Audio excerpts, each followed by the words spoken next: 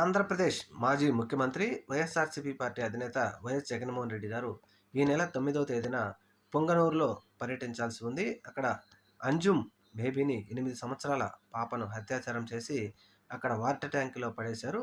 ఈ సందర్భంగా పోలీసులకు సమాచారం ఇచ్చినప్పటికీ అక్కడ ఆ నిందితులను పట్టించుకునే ప్రయత్నం చేయడం లేదని చెప్పేసి బాధితులు వాపోతున్న సమయంలో జగన్మోహన్ రెడ్డి గారు 9వ తేదీన ఆయన పర్యటనను తయారు చేసుకున్నారు.